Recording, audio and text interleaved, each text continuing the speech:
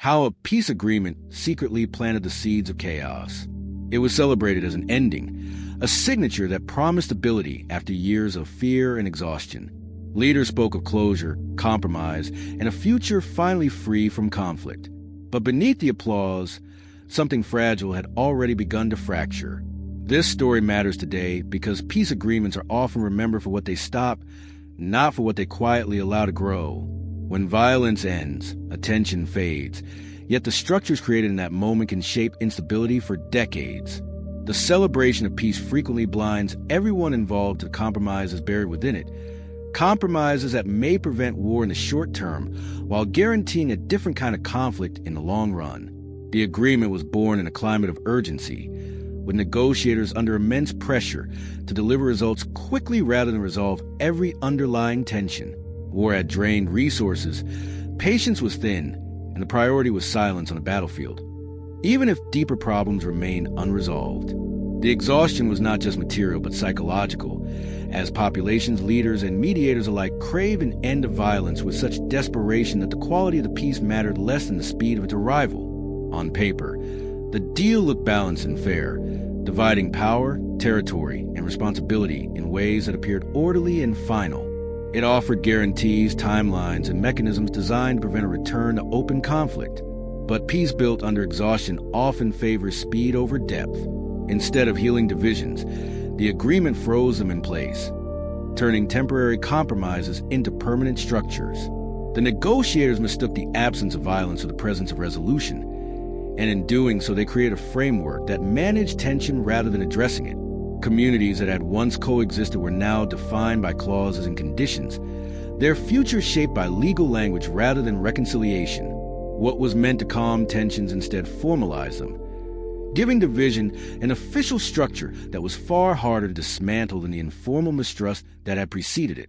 At first, the results seemed positive. Violence declined, daily life resumed, and the world praised the agreement as a model of conflict resolution. Yet stability was masking something else. Because unresolved grievances had not disappeared, they had simply been reorganized. This was a quiet beginning of chaos, planted not through war, but through peace. In the months that followed, the agreement began shaping daily life in subtle but powerful ways, as governance, security, and identity were reorganized around rigid frameworks meant to preserve balance rather than trust. Power-sharing arrangements locked former rivals into permanent opposition, ensuring representation while discouraging cooperation, because compromise now carried political risk. Leaders on each side discovered that cooperation with former enemies cost them support among their own constituencies, creating a system where confrontation was rewarded and collaboration was punished. Institutions designed to stabilize peace became slow and fragile, struggling to respond to new challenges without reopening old wounds.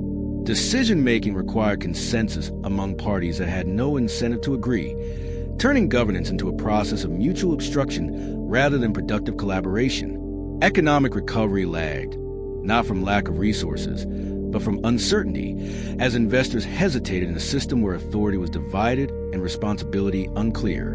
The fragmented governance structure made it difficult to implement coherent economic policy, as every initiative required navigating a labyrinth of competing jurisdictions and veto powers. Communities learned to navigate peace through caution rather than confidence, aware that calm depended on maintaining delicate arrangements rather than resolving tension. Public frustration grew quietly, because life felt constrained by rules that prevented progress as much as they prevented violence. The agreement stopped the war, but it also limited the future, creating a system that could survive only if nothing changed. What appeared stable was actually rigid, and rigidity in a changing world often becomes the first crack. The seeds planted in compromise were beginning to push against the surface. The conflict resurfaced not through weapons, but through paralysis, as the system created to prevent chaos proved unable to adapt when new pressures emerged. Political leaders relied on the agreement as protection, using its rules to block change rather than address growing dissatisfaction, turning stability into stagnation. The agreement provisions, designed to prevent any single group from dominating, were repurposed as tools of obstruction, allowing leaders to veto reforms while blaming the system rather than their own choices. Generations who had not lived through the war began questioning why their future, was still governed by compromises made in fear rather than hope. For these younger citizens, the agreement was not a relief from violence, but a cage built by people who no longer lived with its consequences. Every attempt at reform triggered suspicion, because altering any part of the agreement risked unraveling the balance that kept violence at bay. External shocks, economic downturns, regional instability, and social change exposed how fragile the structure truly was, as it offered few tools for renewal. The agreement had been designed to manage a specific conflict at a specific moment, and when circumstances changed, its rigid framework could not accommodate new realities without threatening its own foundations. Public trust eroded as institutions appear more focused on preserving the past than preparing for the future. The buildup intensified as frustration accumulated without release, because conflict delayed is not conflict resolved. What had once been celebrated as peace was now experienced as constraint, a reminder that ending violence does not automatically create harmony. The system was holding, but only just, and everyone could feel the tension beneath the surface. Chaos was no longer a possibility created by war, but a consequence of peace that could not evolve. The climax arrived when the system designed to prevent conflict finally revealed its deepest flaw. Because by freezing division in place, it had made meaningful change nearly impossible. Peace had stopped violence, but it had also trapped society inside compromises that could no longer support a living, evolving future. What once felt like safety now felt like confinement, as leaders realized that stability without flexibility slowly breeds instability of its own. The agreement had succeeded in ending war, yet failed to build a path beyond it. The structures meant to protect peace had become obstacles to the growth that peace was supposed to make possible.